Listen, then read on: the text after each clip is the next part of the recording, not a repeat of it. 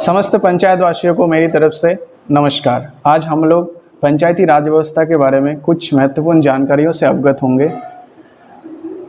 तो हमें सबसे पहले ये समझना है कि पंचायती राज व्यवस्था है क्या। Panchayati Raj panchayat have been the backbone of the Indian village since the beginning of the recorded history. पंचायती व्यवस्था जो है एक तरह से रीढ़ की हड्डी है ग्रामीण डेवलपमेंट और ग्रामीण विकास के लिए, लोकल गवर्नेंस के लिए ये बहुत ज़रूरी स्ट्रक्चर है पंचायती राज व्यवस्था। Every village being a republic और panchayat having power has been translated into the reality with the introduction of 3 tier Panchayati Raj system to enlist people's participation in rural reconstruction. प्रत्येक गांव और प्रत्येक रूरल एरिया के लिए ये पीपल्स आम आदमियों को एक गवर्नेंस प्रोवाइड करता है पंचायती राज व्यवस्था, जिससे हम डायरेक्ट तरीके से अपने लीडर को चुनते हैं। डायरेक्ट मतदान होता है और हम अपने लीडर, अपने वार्ड मेंबर, अपने मुखिया, अपने प्रधान से डायरेक्टली लिंक हो पाते हैं, जो लोकल गवर्नेंस के लिए बहुत ज़्यादा इम्पोर्टेंट है। कॉन्स्टिट्यूशन ने पंचायती राज व्यवस्था को शुरू में मान्यता नहीं दी, लेकिन The 73rd Amendment 1992 added a new part 9 to the Constitution titled The Panchayats, covering provision from Article 243 to 243O and a new 11th schedule covering 29th subject within the function of the Panchayats।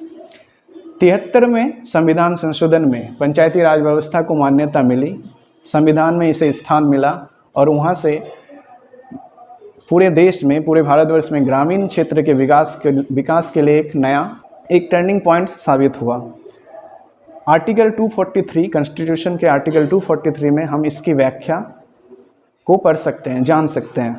24 April 1993 was a landmark day in the history of Panchayati Raj in India, as on this day the Constitution 73rd Amendment Act 1992 came into the force to provide constitutional status to the Panchayati Raj institution. 24 अप्रैल 1993 एक landmark day के रूप में, पंचायती राज व्यवस्था के लिए एक landmark day के रूप में आया, जिस दिन कॉन्स्टिट्यूशन ने इसे पंचायती राज व्यवस्था को अपनाया। कुछ साइलेंट फीचर्स हैं पंचायती राज व्यवस्था के लिए, उसमें से मैं कुछ अभी आप लोगों के सामने रखना चाहूँगा। To provide 3 tier system of panchayati raj for all states having population of over 20 lakh. जो भी स्टेट 20 लाख से ऊपर जनसंख्या वाले हैं, उसमें त्रिस्तरीय पंचायती राज व्यवस्था इंडियन कॉन्स्टिट्यूशन में 73 अमेंडमेंट बिल में आया। To hold panchayat election regularly for every 5 years. प्रत्येक 5 साल में पंचायत इलेक्शन करवाना अनिवार्य किया गया। To provide reservation of seats of schedule caste, schedule tribes and women not less than 33%।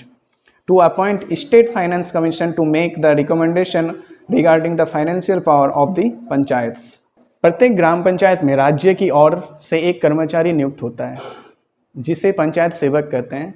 Panchayat सेवक ग्राम पंचायत का सचिव भी होता है। ग्राम पंचायत की अवधि 5 साल की होती है। अब सबसे इम्पॉर्टेंट चीज़ जो होती है, ग्राम पंचायत की बैठक। प्रत्येक ग्राम पंचायत अपने कार्यों के निष्पादन के लिए ग्राम पंचायत में बैठक करती है। बैठक की तिथि मुखिया द्वारा तय की जाती है। प्रत्येक 2 माह की अवधि में ग्राम पंचायत में एक बार बैठक अवश्य होनी चाहिए।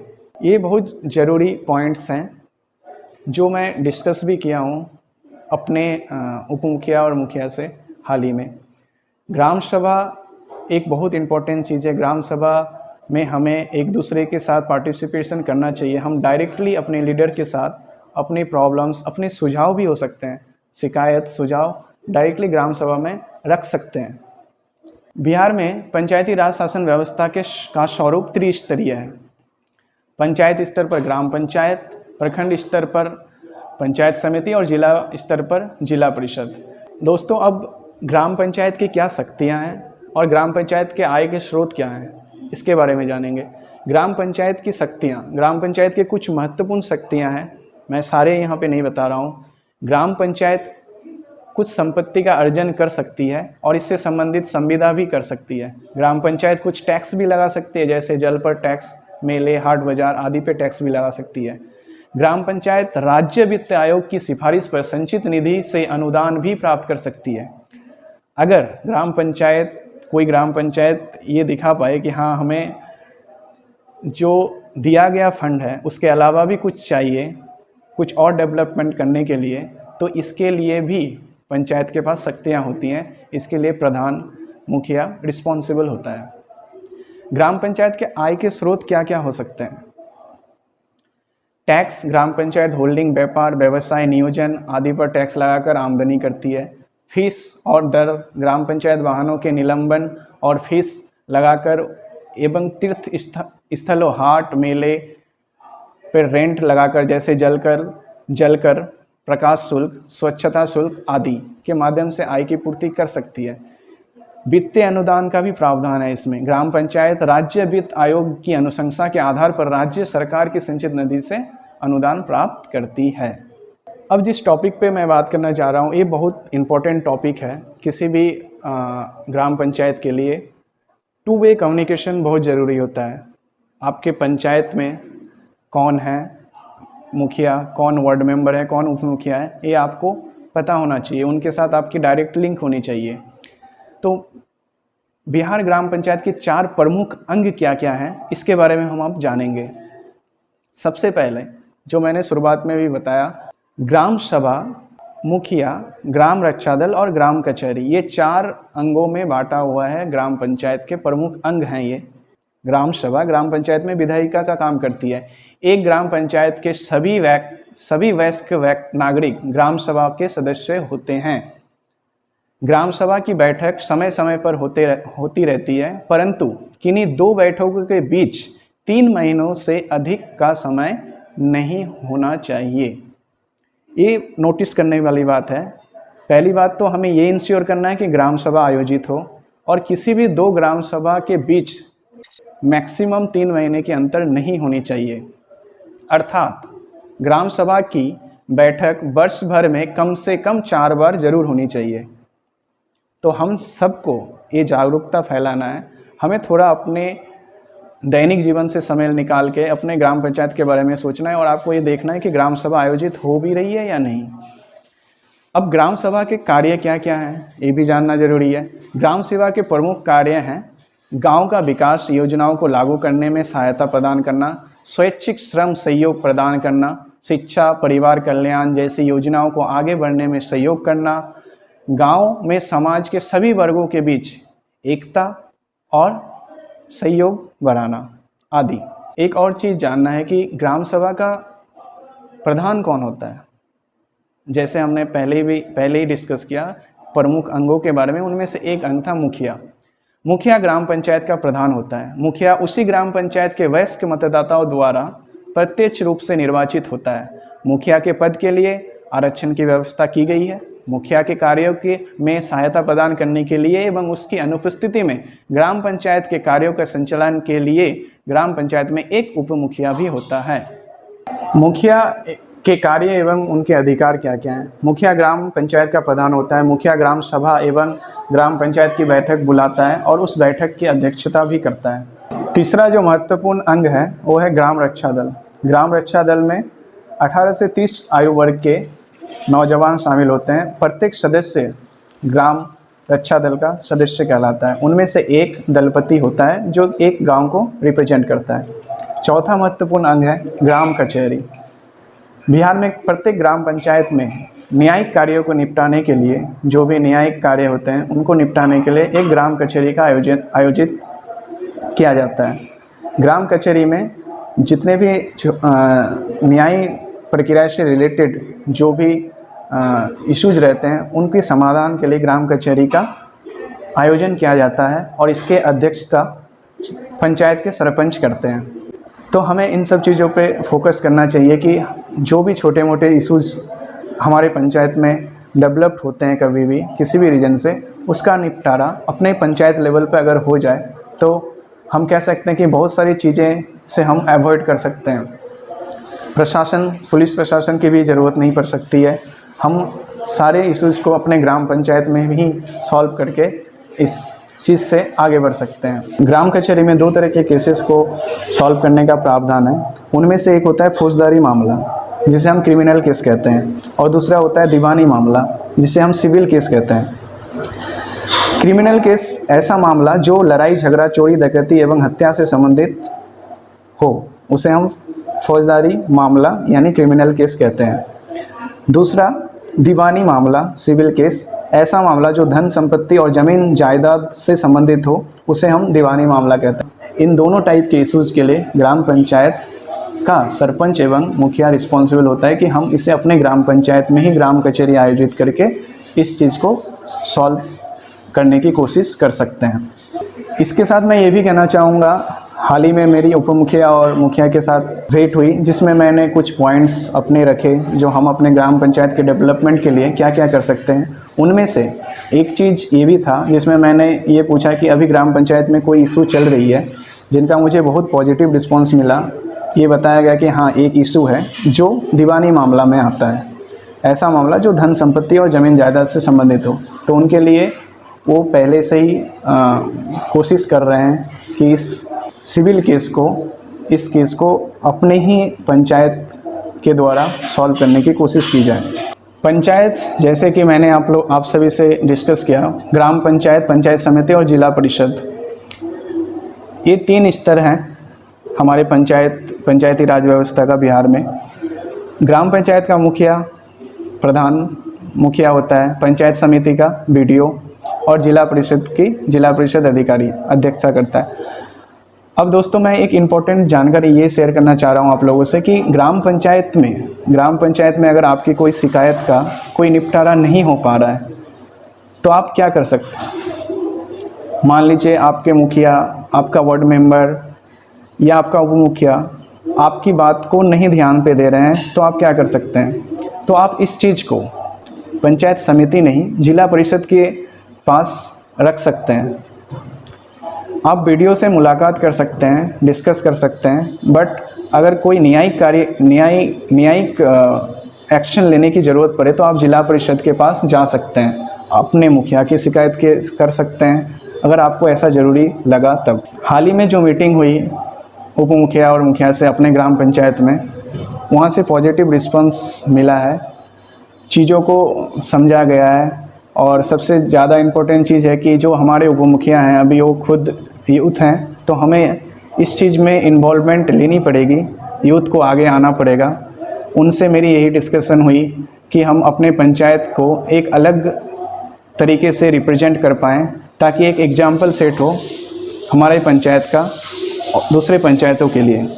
इस स्लाइड में मैं आपको ये बताना चाह रहा हूँ कि कॉन्स्टिट्यूशन जो हमारा संविधान है, उसमें क्या क्या प्रावधान किए गए हैं, उसे मैं एक पॉइंट्स के थ्रू आपको बताने की कोशिश कर रहा हूँ। और उसके साथ जो मैंने डिस्कशन किया है अपने उप मुखिया से, और कोइंसिडेंटली मुखिया भी तब आ गए थे, तो उनके सामने भी मैंने लिखित में कुछ पॉइंट्स दिए हैं, उससे मैं कोरिलेट करूँगा उन चीज़ों को और आपको बताऊँगा क्या क्यों ज़रूरी है ये चीज़ें। ये हमारा हक है, ये हमारे पंचायत वासियों का, हर एक नागरिकों का ये हक है, और अपने हक को जानना चाहिए क्या वो चीज़ें हो रही है या नहीं हो रही है। ये बहुत ज़रूरी चीज़ हो गई है। तो दोस्तों, जो हमारे संविधान के 11 शेड्यूल में पावर और फंक्शंस दिए गए हैं पंचायती राज व्यवस्था को, उसे मैं एलोबरेट करने जा रहा हूँ। The state legislature are needed to enact laws to endow powers and authority to the panchayats to enable them function of local government. The 11th schedule enshrines the distribution of power between the state legislature and the panchayats. These 29 subjects are listed below. जो state legislature ने power दिया है पंचायती राज व्यवस्था को, वो कुछ 11th schedule में, संविधान के 11th शेड्यूल में जो 73 अमेंडमेंट हुआ था 243 आर्टिकल के तहत, तो उसमें जो 11th शेड्यूल है उसमें जो मेंशन्ड पावर और फंक्शंस दिए गए हैं वो कुछ इस प्रकार हैं। एग्रीकल्चर इंक्लूडिंग एग्रीकल्चर एक्सटेंशन, जो ग्रामीण लोगों के लिए जो सबसे इम्पोर्टेंट चीज़ होता है वो है खेती बाड़ी, किसान। हमारे बिहार में, इवन हमारे इंडिया में ग्रामीण क्षेत्रों में मैक्सिमम किसान रहते हैं। तो एग्रीकल्चर इंक्लूडिंग एग्रीकल्चर एक्सटेंशन, अपने पंचायत में एग्रीकल्चर के लिए हम क्या कर सकते हैं, क्या नहीं कर सकते हैं, ग्रामीण क्षेत्रों के एक्सटेंशन, एग्रीकल्चर में एक्सटेंशन, नई चीज़ें क्या ला सकते हैं, इसके लिए भी पंचायत काम करने का प्रावधान है जो संविधान में भी मेंशन्ड है। Land improvement, implementation of the land reforms, land consolidation and soil conservation, जो भूमि का संरक्षण है वो चाहे सरकारी हो या किसी की निजी, उसके लिए भी पंचायत रिस्पॉन्सिबल है। Minor irrigation, water management and watershed development, minor irrigation जो लघु सिंचाई का व्यवस्था होता है, water management and the watershed development. उसके बाद है animal husbandry, dairying and poultry, fishes, social forestry and farm forestry, minor forest produce, इसमें small scale industries including food processing industry. ये सारे जो भी आप पॉइंट्स देख पा रहे हैं ये सारे इम्पोर्टेंट हैं। इनमें से कुछ पॉइंट्स हैं जिसे मैं इम्पोर्टेंस देना चाह रहा हूँ।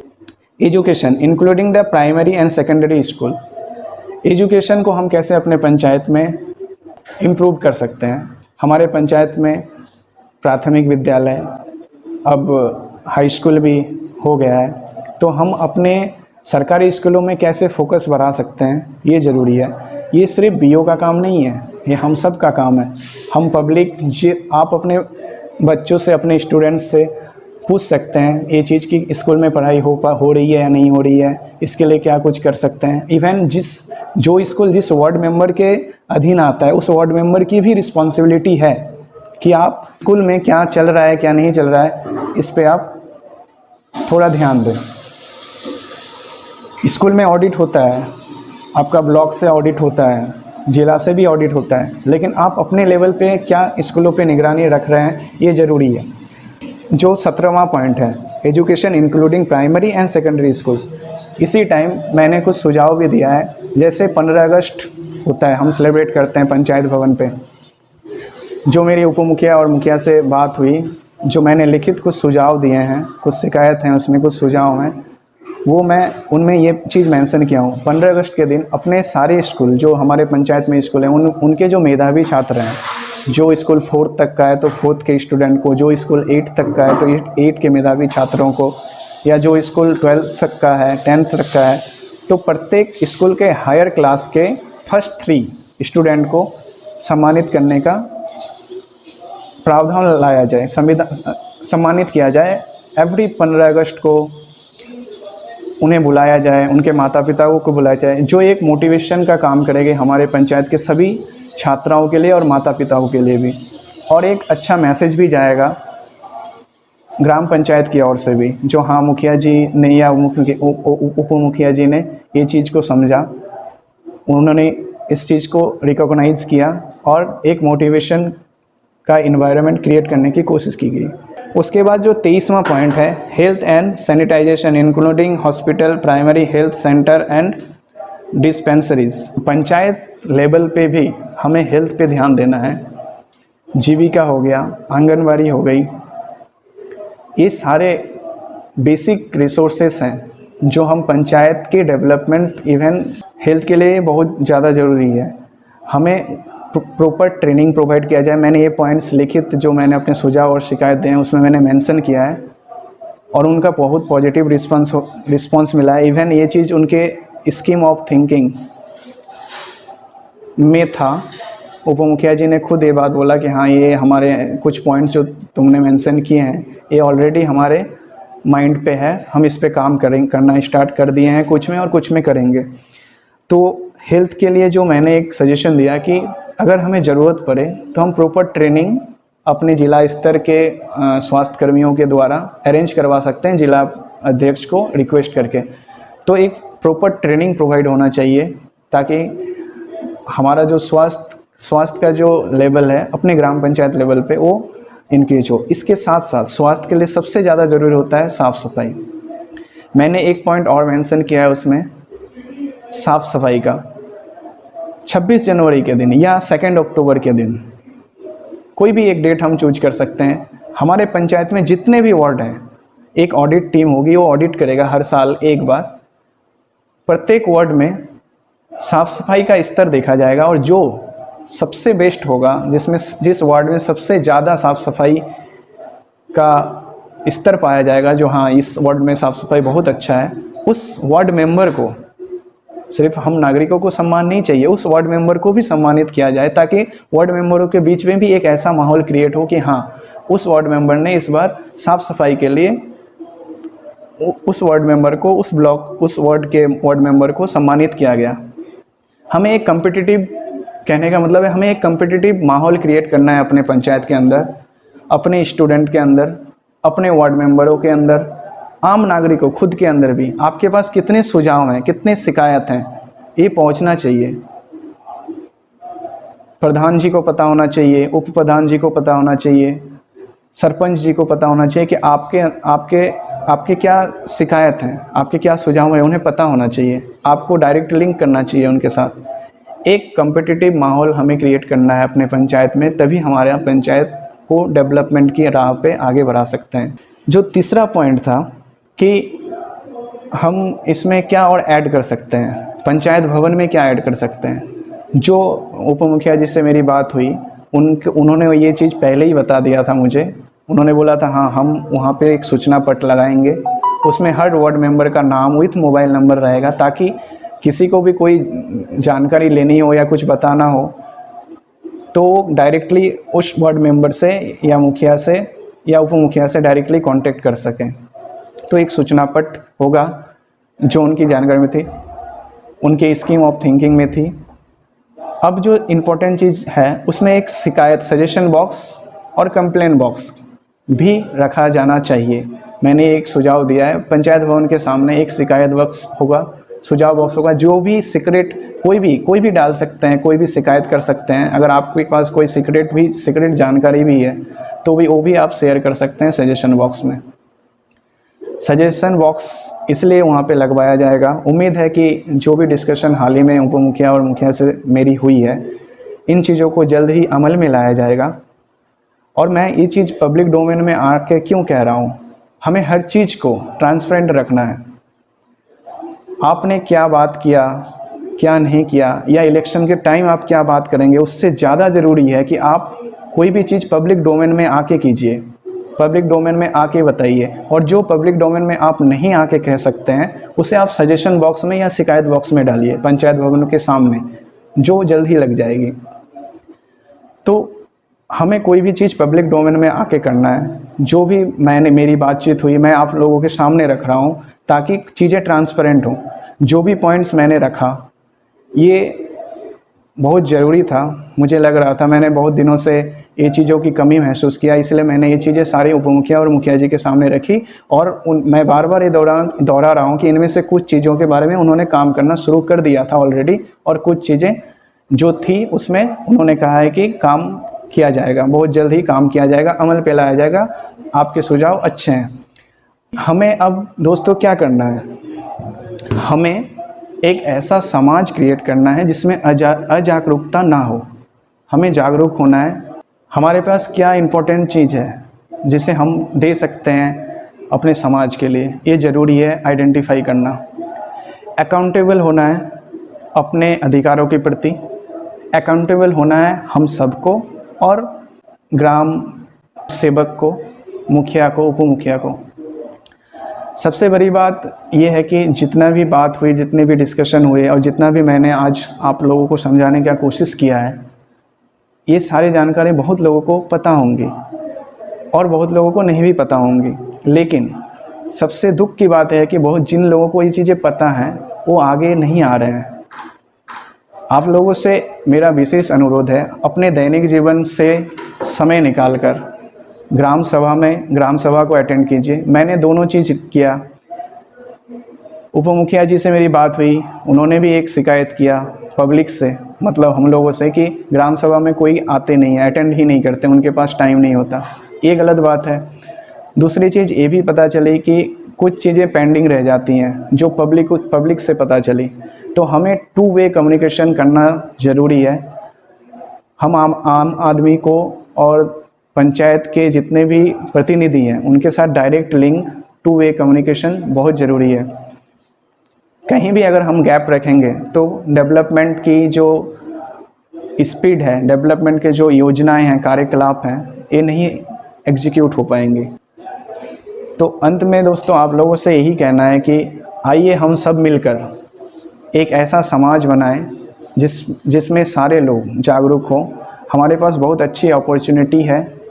जो हो गया इससे पहले वो तो होता रहा, होता रहेगा, लेकिन अब आके एक नई तरीके से अपने यूथ को, खास करके मुझे युवाओं से मेरा विशेष अनुरोध है कि आप अपने गांव के, अपने वार्ड के प्रॉब्लम्स को समझें। और कोई नहीं, एक शिकायत पत्र लिख दीजिए या फिर सुझाव आप डायरेक्ट पंचायत भवन के सामने सजेशन बॉक्स में डालिए, या फिर आप डायरेक्ट बात कीजिए, आपने क्या बात किया, क्या नहीं किया, और उसका फिर फॉलोअप भी लीजिए। फॉलोअप ज़रूरी है। आपने जो भी डिस्कशन किया क्या वो एग्जीक्यूट हुआ या नहीं हुआ। आगे इस आगे कभी मौका मिलेगा दोस्तों तो और भी जानकारी देंगे कि आप किस तरीके से जानकारी ले सकते हैं किसी योजनाओं के बारे में। इसके लिए RTI है, बहुत कुछ है, आप ब्लॉग पे जाके भी जानकारी ले सकते हैं। तो हमें एक्टिव होना है कोई भी, और अपने राज्य बिहार जैसे स्टेट के लिए पंचायत लेवल पे डेवलपमेंट बहुत ज़्यादा ज़रूरी है एज कम्पेयर टू। बाद में हम CM और PM की ओर जाएंगे। पंचायत लेवल पे डेवलपमेंट बहुत ज़रूरी है, हम सबको आगे आना है।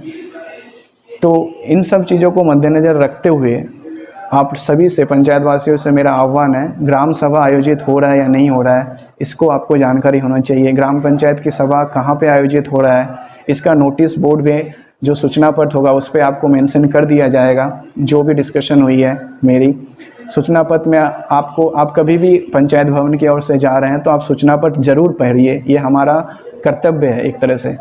सूचना पत्र में क्या लिखा हुआ है, क्या जानकारी है, क्या योजना आ रहा है, वो मेंशन किया जाएगा। उप मुखिया की एक बात बहुत और एक अच्छी लगी कि आप सूचना पत्र, हम कोई भी योजना को स्टार्ट कर रहे हैं काम करने के बाद हम नोटिस नहीं लगाएंगे जो ये किस योजना के तहत कितनी राशि दी गई है। उनका कहना है कि हम जब काम शुरू करेंगे उसके पहले ही सूचना पत्र में मेंशन कर दिया जाएगा कि कितना राशि लगा है इसमें, कितने का फंड आया हुआ है, कितना कुछ करना है, कितने टाइम अवधि में ये काम पूरा करना है, ये सूचना पत्र पहले ही लग जाएगी अब।